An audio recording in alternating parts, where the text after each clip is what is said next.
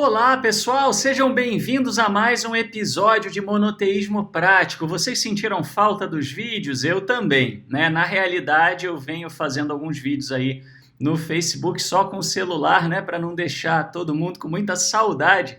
Mas a verdade é que eu tive um pequeno problema aí com um acidente, um gato que pulou numa garrafa d'água que foi parar no meu computador, né? Mas computador voltando do concerto, né? Então, felizmente, estamos aqui para mais um vídeo. E hoje nós vamos falar sobre um tema muito interessante a partir de uma perspectiva exegética. Eu sou Felipe Moura, Shaul, para quem não me conhece, né? E nós estamos aqui para falar da Bíblia hebraica sem nenhuma abordagem religiosa. Vamos falar do ponto de vista da exegese, né? Justamente para a gente poder embasar um pouco melhor, entender o que os leitores, quando receberam o texto, o que eles compreenderam dentro do seu contexto de época, à luz do quê? À luz da arqueologia, da história, etc., sem dogmas, né? E aí, cada um dentro da sua religião acredita no que desejar, né? Muito bem, mas vamos falar de Gênesis capítulo 3, versículo 22, que diz assim: Então disse, aqui o tetragrama, Yud-He, Waw-He, Elohim, né? Yud-He, Vav-He no hebraico moderno. Eis que o homem é como um de nós, sabendo o bem e o mal. Ora, para que não estenda a sua mão e tome também da árvore da vida e coma e viva eternamente. Então, essa fala, ela é uma fala que ela vem a trazer, vamos dizer assim, né, a justificativa para que o homem seja banido do Jardim do Éden, né? E nós já vimos anteriormente, isso está muito detalhado na série de Gênesis, tá? Para quem não assistiu ainda, mas nós já vimos anteriormente, né, que nenhum desses elementos foi inventado pela Bíblia hebraica. A Bíblia hebraica toma de uma cultura já existente e usa essa cultura para contar a mensagem de uma forma um pouco diferente, tá? Então, vamos entender quem é que escreveu esse texto e por quê. Esse é um texto que foi escrito por escribas do Reino do Sul. Então, nós estamos falando aí final do século 8, início do século 7 antes da Era Comum. Você vê aqui uma linguagem, né, onde o Eterno ele aparece sendo descrito como se fosse um rei, né, com os seus conselheiros, né, e isso já é um desenvolvimento, né, indo numa direção monoteísta, né, mas ainda não com todos os elementos do monoteísmo pós-exílico, né, mas nessa época, então, isso foi escrito pelos escribas em Judá depois do cativeiro assírio de Israel. Tá? Isso é muito importante porque a Assíria já dominava aquela região e a Assíria ela trouxe também uma série de elementos culturais que influenciaram aquela região, aquela população, né? E vejam vocês, então, aqui é um mural assírio, né, que é parte do acervo do Museu Britânico, do British Museum, né, que mostra, né, aqui você tem um símbolo básico da Assíria, que a minha câmera está um pouquinho, eu vou subir um pouquinho para vocês verem, né, mas aqui você tem um mural assírio mostrando justamente a árvore da vida, figuras que parecem querubins, etc. Né? Você percebe, então, né, que a cultura já existia. Tá?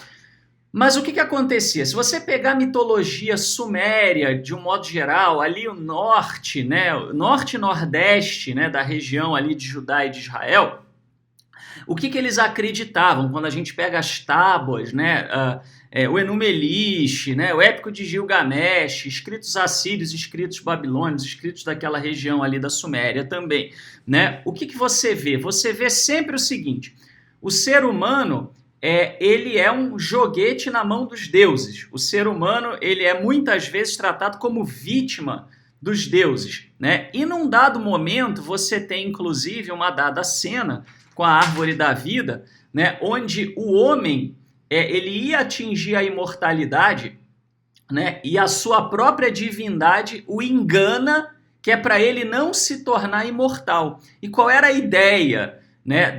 A ideia era que as divindades tapeavam o ser humano porque elas não queriam que o ser humano evoluísse, né? Não queriam que o ser humano se tornasse forte demais e talvez até os desafiasse, né? Se pegar a história dos Anunnaki, né? Na realidade, não as loucuras que tem por aí, aqueles autores doidos que associam isso com alienígena, que isso não tem nada a ver, isso não tem nenhum respaldo no meio acadêmico. Mas a ideia original, né, os Anunnaki foram deuses criados por deuses maiores e que se revoltaram porque não queriam mais servir. E aí criaram o ser humano. Quer dizer, né, então já havia aquela ideia, não, o ser humano vai ser também mais um que vai querer desafiar e sair do controle, se rebelar contra os deuses, então não vamos deixar ele atingir esse potencial. Então o que acontecia?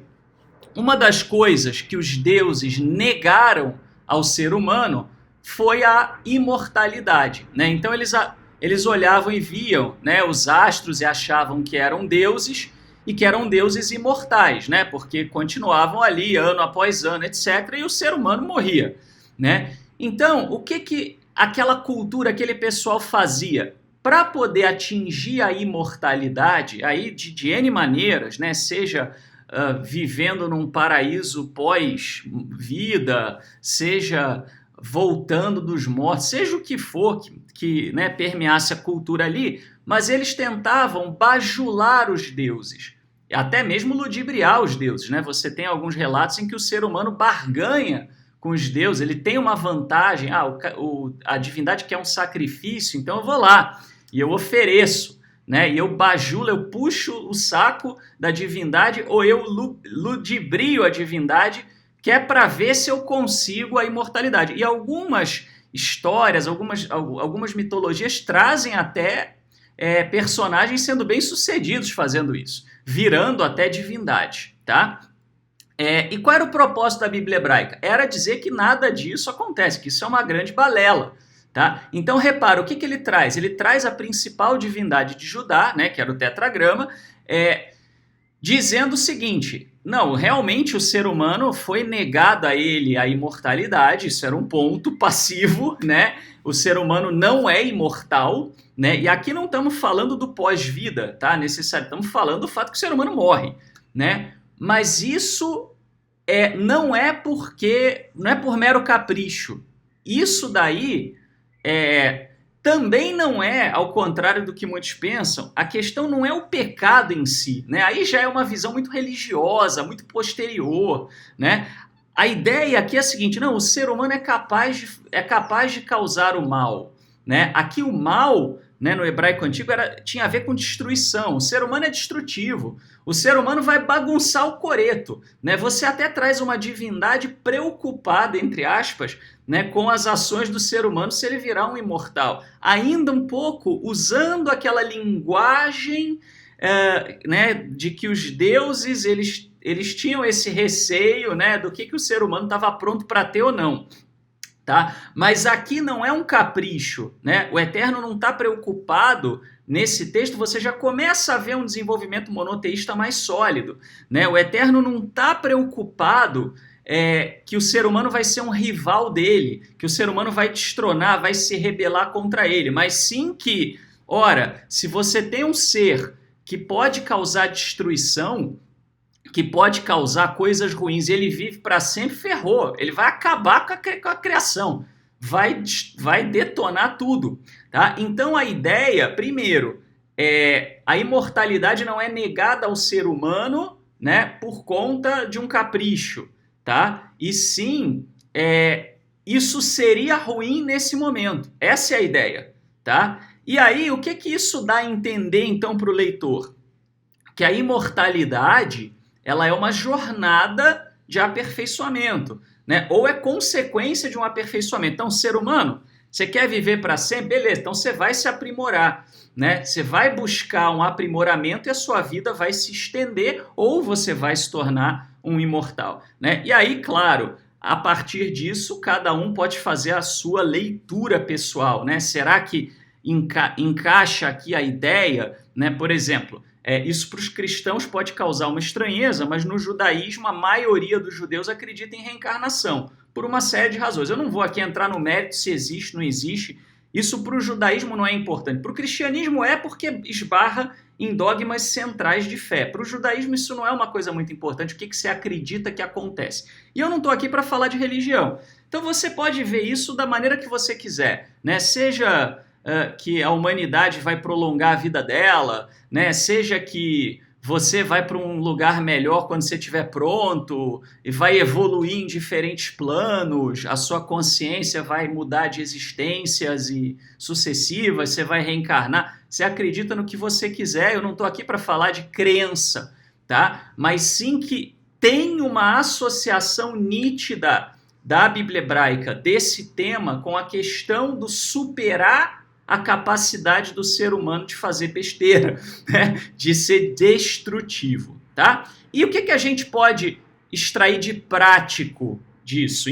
Aí sim eu posso falar, independente da sua crença, o que você pode extrair de lição prática disso? Primeiro, a vida é um constante processo de aperfeiçoamento. Busque se aperfeiçoar, né? Mas aperfeiçoar você. Tem muita gente, né, que usa a religião como um caminho fácil. É muito fácil você mudar, né, mudar o que você come, mudar o que você veste, fazer 1 milhão de orações, né, andar com a Bíblia debaixo do braço, mudar o jargão, passar 25 horas na sua comunidade religiosa. Nada disso importa.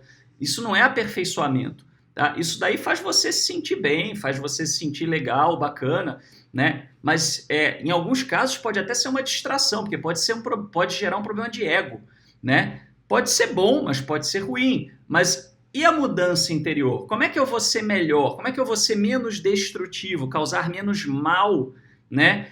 Fazer mais o bem, ser mais construtivo, tá? Então, procure ser a melhor pessoa que você puder, com as suas ferramentas de hoje, tá? Independente do que você acredita ou deixa de acreditar, tente ser a melhor versão de você que você puder. A versão mais construtiva, menos destrutiva, menos agressiva, né? Mais realmente de você se preocupar com o próximo, de fazer algo de bom para o planeta, de deixar um bom legado, tá? E não tente comprar a divindade, fazer barganha, fazer acordo, né? Tem gente que vive disso, de tentar fazer acordo com a divindade, até para a imortalidade. Não é isso. Não é esse o espírito da coisa, da mensagem.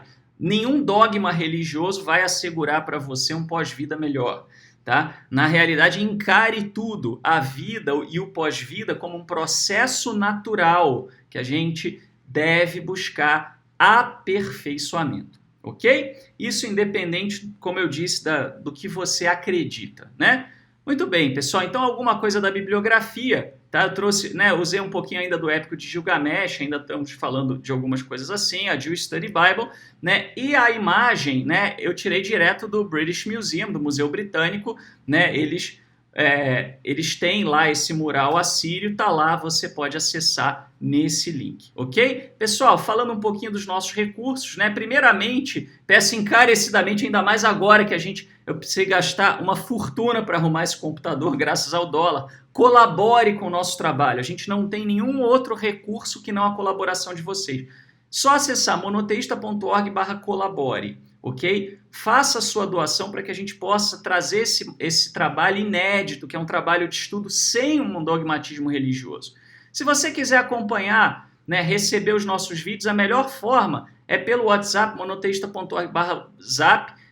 É um grupo, mas não tem interação, é só para você receber. Quando eu posto alguma coisa, você recebe lá, tá? Para você ver. Se você quer interatividade sobre esses vídeos de monoteísmo prático, é só acessar, né, monoteísta.org/prática. Isso aqui é um link que vai te levar no WhatsApp, tá?